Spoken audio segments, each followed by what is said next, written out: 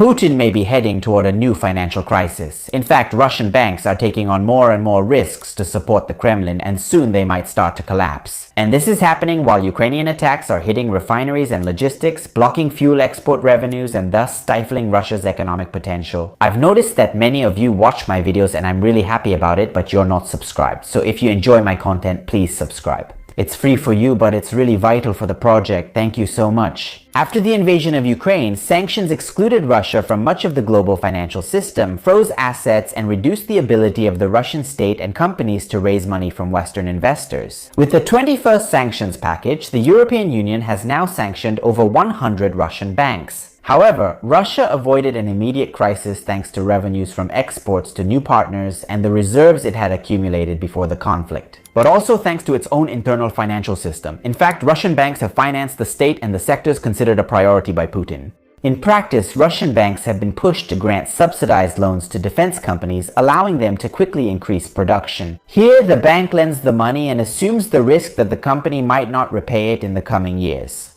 And if that doesn't happen, the loss would fall at least in part on the institution that lent the money. And if the company continues to receive military orders from Moscow and generates enough revenue, the loan will probably be repaid. But if costs rise, production is hit by Ukrainian attacks, or orders decrease, financing can become problematic and force the bank to recognize a loss. And keep in mind, a similar mechanism has also supported the real estate sector, where according to the Russian central bank, in the first quarter of 2026, subsidized mortgages accounted for about 68% of the loans granted for home purchases. The difference, though, is that at least the real estate sector helps the economy grow. The defense sector does not. And what will happen to the banks when the conflict ends? And companies will no longer have orders to earn money and repay their debts? These orders, if they exist, support the banks but also divert valuable resources from the Kremlin, preventing investment in other economic sectors.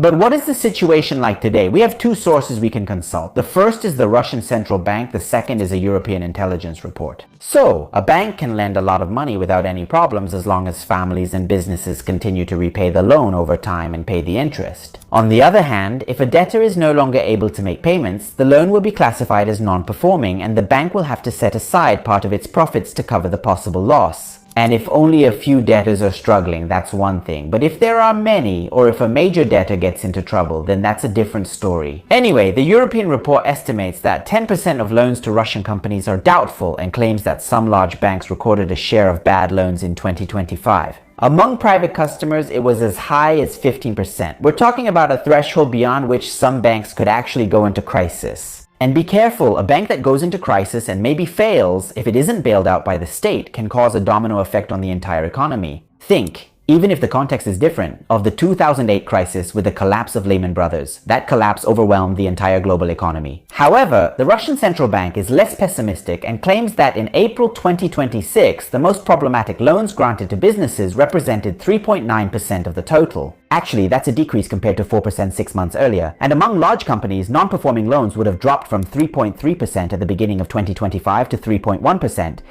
The situation is different, however, among small and medium-sized enterprises, where the share of problematic loans would have risen from 5.9% to 7.6% between the beginning of 2025 and April 2026. But why is there this difference between the two sources? Part of the difference depends on how the loans are considered. Because the European report includes loans that it considers risky even if they are not yet officially non-performing, while the central bank measures those that are already non-performing. To be clear, a company might continue to pay its installments because it receives new loans, gets public aid, or worse, renegotiates its debt. Maybe by extending the duration of the loan. This way, the difficulties are postponed and the loan is not classified as non-performing.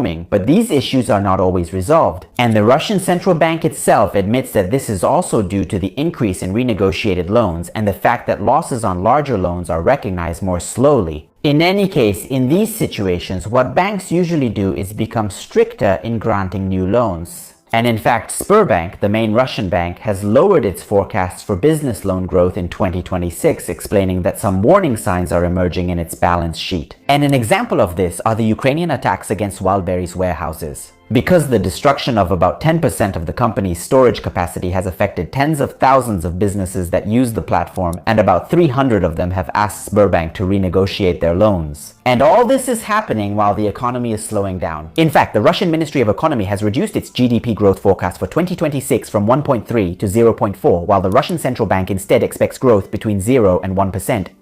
I'm not saying Sberbank will face a crisis soon, but it must be more cautious to avoid potential trouble. And this means it will be able to put less money into the economy through loans, just as the economy is slowing down and new investments are exactly what's needed. And this is also due to the ongoing Ukrainian attacks. And then there's another problem for Russia, which is cash withdrawals from banks. In fact, according to data from the Russian central bank, the cash held by households and businesses grew by 17.5% compared to the previous year, exceeding 19,000 billion rubles during 2026, which is about 204 billion euros. To be clear, this is not a bank run in progress. Maybe it's not a bank run, and part of the withdrawals could be linked to the ongoing internet outages, because without a connection, electronic payments don't work. Then, tax increases could also have contributed to the rise in cash demand, because some small businesses might use it to evade taxes. So there isn't necessarily a loss of trust in the banks. However, this phenomenon is still a problem because banks use customers' deposits to issue loans. I mean, I open a bank account and the bank takes the money I put into my account to lend it to someone who is buying a house.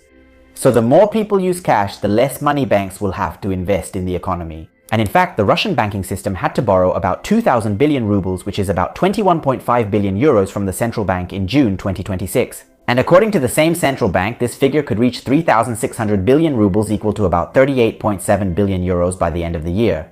But what is the real cause of all these problems? War is expensive and must be paid for. If a state spends more than it has, it creates a budget deficit that must be covered. And to cover it, a state can use reserves like those from the Sovereign Wealth Fund. Increase taxes as the Russian state did with VAT, or borrow money as the Russian state is doing with its own banks, which in fact had to actually buy Russian government bonds, in addition to the matter of loans to businesses and defense. In Russia's case, however, the Kremlin can use these solutions to patch things up, but military spending keeps increasing. Just think that in 2026, federal spending could rise to almost 485 billion euros, while revenues would remain at around 432 billion euros. The deficit will reach about 52 billion euros, up from the initially forecast 41 billion. The same applies to 2025. The deficit had exceeded the initial target by almost 5 times, reaching about 61 billion euros, equal to 2.6% of Russia's GDP. This is to say that this system cannot last forever. But in what way did the banks lend money to the government as well? When a government needs money, it can issue government bonds. Basically, it asks companies for money and promises to pay it back in the future, with interest. And among these investors, there are also banks that buy these bonds and can also use them as collateral to obtain liquidity from the central bank. Because in theory, a state should be a reliable borrower, and normally when a state issues debt securities, investors from all over the world can buy them. However, here's the catch. After the invasion of Ukraine, it became much more difficult for Russia to finance itself on international markets due to Western sanctions. That's why Moscow had to rely more and more on its own domestic banks. And in fact, according to the European Commission, the growing amount of debt issued by the Russian government can be absorbed mainly by the large Russian banks. The problem, however, is that taking on more and more public debt has a cost, especially if it's done this way. Because with high inflation and high interest rates, banks will demand higher and higher returns to lend money to the state. Furthermore, every ruble used to buy government bonds is a ruble taken away from banks and can't be lent to families and businesses.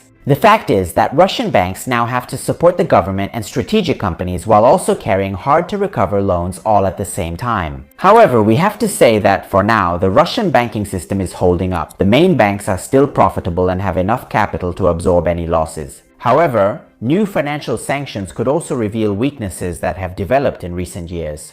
The European Union, for example, has expanded restrictions against more than 100 Russian banks and against some cryptocurrency platforms used to circumvent the sanctions. Of course, these measures would not be enough to cause a crisis, also because the main Russian banks have been living with sanctions since 2022 and have adapted. Logically, if we add them to existing problems, they could have some impact. Because Russia is simultaneously facing a drop in oil and gas revenues, increasing difficulties for families and businesses, and also new challenges for the public budget. So the banks, as a result, could end up with more loans to collect on, less liquidity, and a greater dependence, and on state aid. Today, the Russian banking system isn't facing imminent collapse, but ongoing conflict will worsen imbalances over time. And if a major shock were to occur, could these weaknesses really cause a financial shock in Russia? And in your opinion, is the Russian economy destined to collapse? Let me know in the comments, leave a like, hype it up, and subscribe to the channel if you enjoy my content. Bye!